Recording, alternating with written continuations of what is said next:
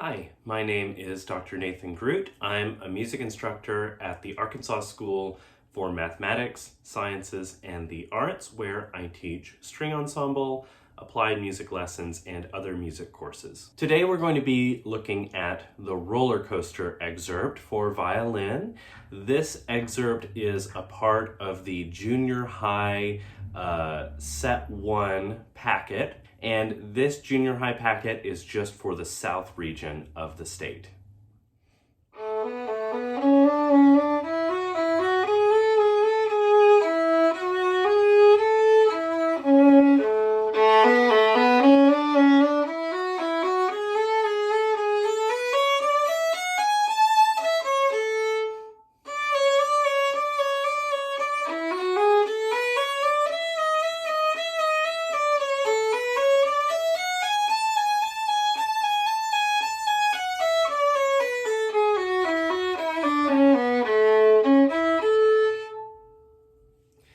All right, so let's talk about this piece just a little bit.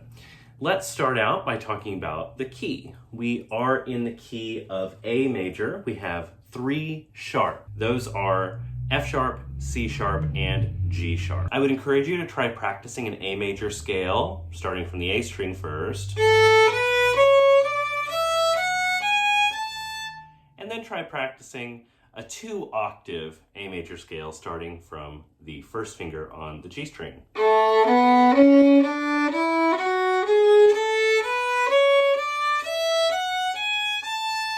So this key is going to require us to have different finger patterns on different strings. On the G string, we have a 3/4 finger pattern. If the G below our first finger was written, it would have to be a low 1, but that doesn't occur in this piece, so we don't have to worry about it. But that's what it would be in this key. Now on our D string, we also have a 3/4 finger pattern.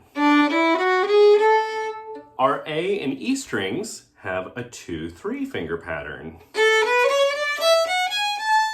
So just make sure, with the exception of the one measure that has the accidental, that you're using those finger patterns across the board. So the trickiest measure in this piece, I think, is measure 11. Let me show you that measure.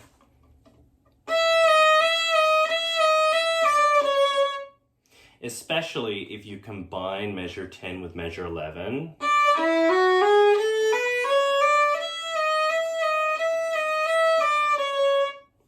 Because it has that accidental, that D sharp, that requires us to go from a D natural to an E to a D sharp, and then back to a D natural. So I want you to practice doing this. D natural, E, D sharp, E, D natural, E, D sharp, E. Just go back and forth between those two so that you can work on having a more mobile third finger. In order to have a finger that can move like this without sort of messing up the rest of our notes, we need to keep our hand frame stable and have our other notes there as sort of a foundation where our third finger can be moving without the whole hand frame falling apart. So the other ones should be on their pitches and not moving. Only the third finger should be moving while we're doing this. So while this fourth finger is down, you're just lifting this finger and bringing it back to the second finger.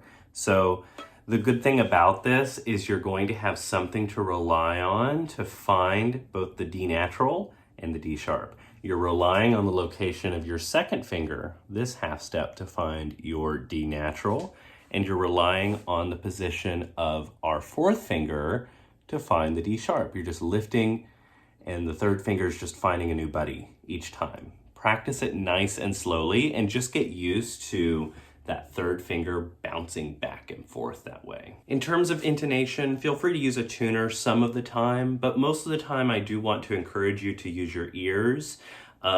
Try listening for your instrument coming alive with those overtones, especially, when you play an A that's really in tune. You're gonna hear the A string vibrating. Really listen for that kind of thing. And you can also listen to the relationship between these different pitches. Practicing your scales and arpeggios is going to help build the left hand technique and also help with your ear training so that you can really hear those pitches very clearly, whether they're perfectly in tune or slightly out of tune. It might also be helpful to play with a drone. You can find lots of drones online. I recommend searching on YouTube for cello drone. I would use cello drone A on this. Just search cello drone A and try playing this excerpt along with that. It's a good way to really keep an ear out for that tonic pitch, that A, that keeps coming back throughout this. And you can use a lot of different pitches. It doesn't just have to be the tonic. It could be A, C sharp, E, or even just a treble pitch that you keep missing, just so you can sort of listen for that. That's going to help you with intonation, and it's also going to help with your ear training. There are a lot of places where I think we should definitely use a fourth finger. The second group of 4 in measure 1, 3, 4, 3, 4. Also the second group in the second measure, 3, 4, 3, 4. You don't want to do this because you're going to end up with both of those notes sounding at the same time. It's not quite that kind of piece, so make sure that you're using a fourth finger there. Same thing in measure 4. 4, 1, 3, 1. Measures 5 and 6, same thing, fourth fingers there. Measures 7 and 8, I don't use any fourth fingers. I just play open strings when they appear. On the third line, the only fourth fingers I play are in the measure we already talked about, measure 11. The rest of them I just play as open strings. And finally, the last fourth finger I play is the very last note of this piece, the A major arpeggio. Okay, so let's also talk about the dynamics and sort of what our right hand has to do in this piece. All right, so this might be review. What are our 3 bow variables? Weight, speed, contact point. Weight is how much arm weight is transferred through the bow into the string. Speed is how fast are you moving your bow. Is the bow moving fast and you're using the whole bow, or is the bow moving more slowly? Contact point has to do with where we are between the fingerboard and the bridge. Here is louder, here softer. So this starts out piano. And then when that same figure repeats on the second line, it's forte. So we're starting out nice and quiet, and then it's nice and big. So you really want this dynamic contrast to be very obvious to the people listening to this. Definitely start out with a contact point that's closer to the fingerboard. Don't start right at the frog because our hand is heavy. Start a little bit more in the middle. Don't use too fast of a bow, and don't use too much weight.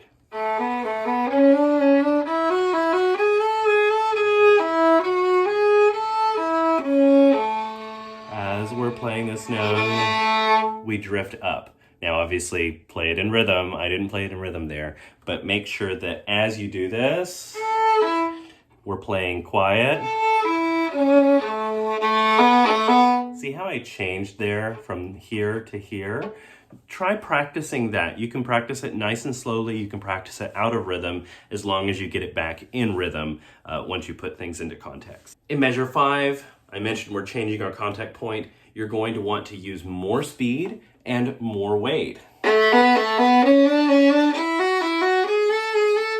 Use a lot of weight, use a lot of speed. See how much you can really get out of your instrument. This is a great place to do that because it'll really make a big point of how much contrast you're getting out of this opening. Now, when you're playing piano, things can kind of sound a little mushy if you're not careful, because here,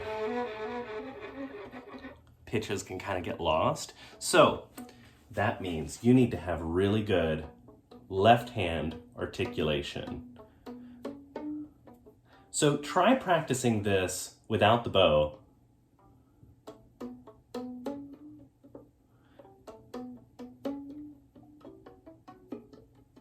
And see if you can make that sound.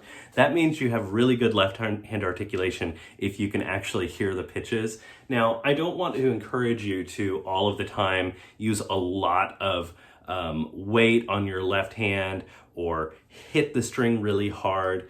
Ideally, you won't have any lines on your fingers because you're not sort of pressing the fingerboard very hard. But in this case, this is a time to sort of bring that tool out of the toolbox because we're quiet, and when you're whispering, you have to be more articulate so that we can play this and it be heard. So that because the bow's not moving very much, because it's near the fingerboard, sort of in the soltasto range, we have to make sure that things are being heard here. So we also have a couple of string crossings that happen under a slur.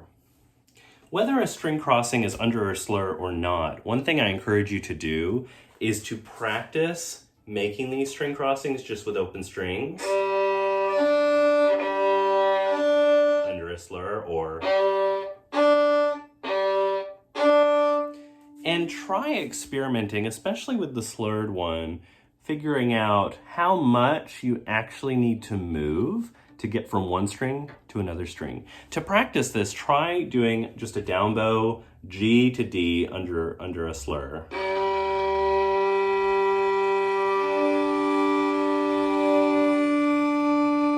Just see what I did there?